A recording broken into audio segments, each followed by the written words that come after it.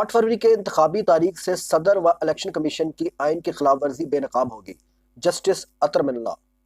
تفصیلات کے مطابق عام انتخابات کیس کے فیصلے میں سپریم کورٹ کے جسٹس اطہر من اللہ کا اضافی نوٹ سامنے آ گیا، جس میں کہا گیا ہے کہ 90 روز میں انتخابات کی تاریخ نہ دینے کی صدر اور الیکشن کمیشن نے آئین کی خلاف ورزی کی۔ ووٹرز کو انتخابی عمل سے باہر رکھنا بنیادی حقوق کی منافی ہے۔ ذرائع کے مطابق سپریم کورٹ کے جسٹس جناب اطہر من اللہ نے عام انتخابات کیس کے حوالے سے 41 صفحات پر مشتمل اضافی نوٹ جاری کر دیا، جس میں انہوں نے کہا کہ پاکستانی ووٹرز کو انتخابی عمل سے باہر رکھنا بنیادی حقوق کی منافی ہے۔ آئین اور قانون کے برخلاف نگران حکومت کے ذریعے امور چلائے جا رہے ہیں۔ مقررہ وقت میں انتخابات آئینی تقاضا ہے اور انتخاب نہ کروا کر عوام کے حقوق کی خلاف ورزی ہو چکی ہے۔ اضافی نوٹ میں کہا گیا کہ 12,56,26,390 رجسٹرڈ ووٹرز کو ان کے حق رائے دہی سے محروم رکھا گیا۔ انتخابات میں تاخیر کو روکنے کے لیے مستقبل میں ٹھوس اقدامات کی ضرورت ہے۔ ہر عوامی عہدہ رکھنے والا آئین کے تحفظ کا حلف اٹھاتا ہے۔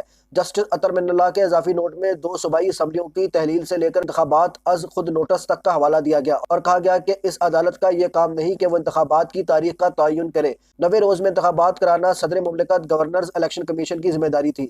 8 فروری کو ملک بھر میں انتخابات کی تاریخ کا تعین صدر مملکت نے کیا اور تاریخ الیکشن کمیشن نے دی۔ 8 فروری کو تاریخ دینے سے صدر اور الیکشن کمیشن نے خود کو بے نقاب کیا ہے کہ انہوں نے آئین کی خلاف ورزی کی ہے۔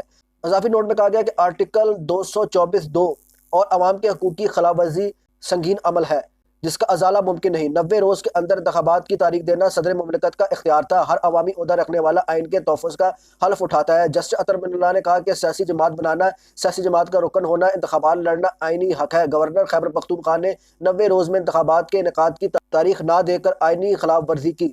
KPK اور پنجاب کے دونوں گورنرز نے آئینی ذمہ داریاں پوری نہیں کی۔ اس معاملے پر نہ الیکشن کمیشن متحرک ہوا، نہ ہی صدر مملکت نے مؤثر انداز میں اپنی ذمہ داری ادا کی۔ صدر، گورنر اور الیکشن کمیشن اپنی آئینی ذمہ داریاں ادا کرنے میں ناکام رہے۔ اضافی نوٹ میں کہا گیا کہ لاہور ہائی کورٹ اپنے فیصلے پر عمل درآمد کے لیے کارروائی چلا رہی تھی، لیکن سپریم کورٹ نے کیس خود چلانا شروع کر دیا۔ صدر مملکت نے 2 فروری 2023 کو پنجاب میں انتخابات کی تاریخ دی، جس سے لاہور ہائی کورٹ کی کارروائی متاثر ہوئی۔ اس عمل سے عیاں ہوتا ہے کہ الیکشن کمیشن اور گورنر بامعنی انداز میں صدر سے مشاورت نہیں کی۔